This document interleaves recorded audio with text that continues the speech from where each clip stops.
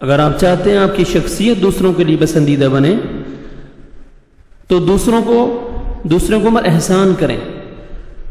یہ اسی وقت ممکن ہو سکتا ہے جب آپ دوسروں کی خواہشات کا احترام اور ان سے پیار کریں گے. مثلا ایک محتاج ریڑھی لگاتا ہے، اس کی خواہش ہے کہ مجھ کو اس میں سے زیادہ منافع ہو، آپ اس سے مہنگا سودا خرید لیتے ہیں.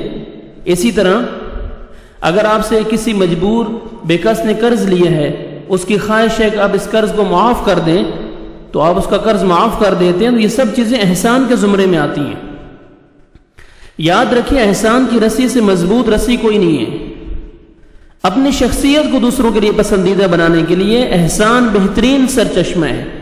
اس میں شک نہیں کہ ایک صالح اور پرسکون معاشرے کا قیام کا جو انحصار ہے وہ عدل و انصاف پر ہوتا ہے، لیکن اس میں خوبصورتی جو آتی ہے وہ احسان سے ہی پیدا ہوتی ہے. کوئی شک نہیں اس میں. عدل و انصاف سے ہی جو ہے نا وہ معاشرے میں سکون آتا ہے، اور ایک پرسکون معاشرے میں اس کا جو قیام ہے عدل و انصاف پہ اس کا انحصار ہے. لیکن اس میں آپ احسان جو ہے وہ اس میں اور ذرا حسن پیدا کرتا ہے. عدل و انصاف اگر معاشرے سے تلخیوں کو دور کرتا ہے تو احسان اس میں خوشگواریاں پیدا کرتا ہے. احسان ایک ایسا وصف ہے، ایسی صفت ہے جس سے عوام میں محبت الفت کے جذبات پیدا ہوتے ہیں. قرآن مجید میں اللہ تعالیٰ نے بہت سارے مقامات پر احسان کی اہمیت اور فرضیت پر زور دی ہے. اللہ سبحانہ و تعالیٰ فرماتے ہیں ان اللہ یأمر بالعدل والاحسان، بے شک اللہ تعالیٰ عدل اور احسان کا حکم دیتا ہے. دوسرے مقام پر فرمایا وَأَحْسِنُوا إِنَّ اللَّهَ يُحِبُّ الْمُحْسِنِينَ، احسان کرو بے شک اللہ تعالیٰ احسان کرنے والوں سے محبت کرتا ہے. یہ آیت دلیل ہے اس بات کی کہ احسان کرنے والے کی شخصیت اللہ کی پسندیدہ ہے. جب اللہ کسی سے محبت کرتے ہیں تو اللہ تعالیٰ اپنے محبوب کی محبت اپنی مخلوق کے دلوں میں ڈال دیتے ہیں. جہاں اللہ تعالیٰ نے احسان کرنے پر زور دیا وہاں اللہ کے رسول صلی اللہ علیہ وسلم نے بھی دوسروں پر احسان کرنے پر زور دیا. دلیل اس کی یہ حدیث ہے. حضرت ابو ذر رضی اللہ تعالی عنہ بیان کرتے ہیں کہ رسول اللہ صلی اللہ علیہ وسلم نے فرمایا اخوانکم جعلہم اللہ تحت ایدیکم، تمہارے بھائی ہیں وہ جو تمہارے نیچے ہیں، غلام ہیں جو تمہارے غلام اور باندی ہیں، یہ تمہارے بھائی ہیں، آدم کی سب اولاد ہیں. فَأَطْعِمُوهُمْ مِمَّا تَأْكُلُونَ، انہیں وہی کھلایا کرو جو تم خود کھاتے ہو.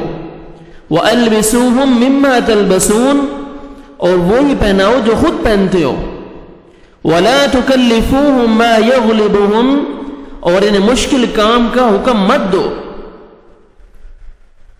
فَإِن كَلَّفْتُمُوهُمْ فَأَعِينُوهُمْ، اگر تم انہیں مشکل کام کا حکم دیتے ہو تو پھر ان کی خود بھی مدد کرو، خود بھی ان کے مشکل کام میں شریک ہو جاؤ. اور دوسری حدیث رسول اللہ صلی اللہ علیہ وسلم نے فرمایا الخلق عیال اللہ، ساری مخلوق اللہ کی عیال ہے، یعنی سب مخلوق کی روزی اور اس کی ضروریات، زندگی کی ضروریات کا حقیقی اللہ تعالیٰ ہی کفیل ہے. جس طرح کوئی آدمی اپنے اہل و عیال کی روزی اور اس کی ضروریات کا مجازن کفیل ہوتا ہے، اسی طرح اللہ سبحانہ و تعالیٰ حقیقی کفیل اللہ سبحانہ و تعالیٰ ساری مخلوق کے. فَأَحَبُّ الْخَلْقِ إِلَى اللَّهِ مَنْ أَحْسَنَ إِلَى عِيَالِهِ، اللہ کو اپنی ساری مخلوق میں سب سے محبوب بندوں میں سے وہ ہے جو اس کے مخلوق کے ساتھ احسان کرتا ہے. فَأَحَبُّ الْخَلْقِ إِلَى اللَّهِ مَنْ أَحْسَنَ إِلَى عِيَالِهِ. اسی طرح حدیث میں آتا ہے کہ ایک صحابی اپنے والد سے روایت کرتے ہیں کہ انہوں نے رسول اللہ صلی اللہ علیہ وسلم سے پوچھا کہ فلاں آدمی جو ہے نا وہ میرے پاس سے گزرا تو میں اس کی مہمان نوازی کرتا ہوں، پھر وہ میرے پاس سے گزرتا ہے، یعنی وہ میرے پاس سے گزرتا ہے تو میں اس کی مہمان نوازی کرتا ہوں، لیکن جب میں اس کے پاس گزرتا ہوں میری مہمان نوازی نہیں کرتا. تو کیا میں جب وہ میرے پاس اگر آئے تو میں اس کی مہمان نوازی کروں یا نہ کروں؟ تو اللہ کے نبی صلی اللہ علیہ وسلم نے فرمایا کہ کریں. اس کا یہ مطلب نہیں کہ آپ اس کے مہمان نوازی کرتے ہیں وہ نہیں کرتے اور آپ بھی نہ کریں، بلکہ آپ اس کی میزبانی کریں. آپ اسی طرح حضرت حذیفہ رضی اللہ تعالیٰ عنہ سے روایت ہے کہ رسول اللہ صلی اللہ علیہ وسلم نے فرمایا کہ لا تکونوا امعة تقولون، کہ تم ہر ایک کی رائے پر نہ چلو. لا تکونوا امعة تقولون ان احسن الناس احسننا، یعنی تم ہر ایک ہی رائے پر نہ چلو، یعنی یوں نہ کہو کہ تم لوگ اگر لوگ بھلائی کریں گے تو ہم بھی بھلائی کریں گے. وَإِن ظَلَمُوا ظَلَمْنَا، اگر وہ ظلم کریں گے تو ہم بھی ظلم کریں گے.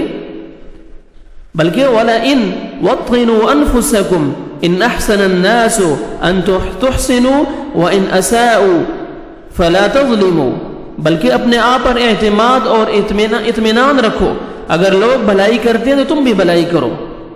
ان احسن الناس ان تحسنوا، اگر لوگ بھلائی کرتے ہیں تو آپ بھی بھلائی کریں. وان اساءوا فلا تظلموا، اگر برائی کرتے ہیں تو ظلم نہ کرو.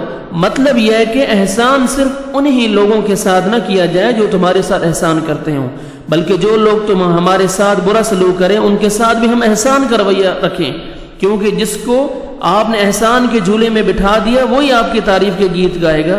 اور یہ ایسی رسی ہے جو کبھی ٹوٹے گی نہیں، نہ ٹوٹنے والی رسی ہے، اتنی مضبوط رسی ہے یہ احسان کی. اگر آپ چاہتے ہیں کہ آپ کی شخصیت دوسروں کے لیے پسندیدہ بنے، لوگ آپ کی قدر کریں، لوگ آپ سے پیار کریں، تو لوگوں پر احسان کریں آپ.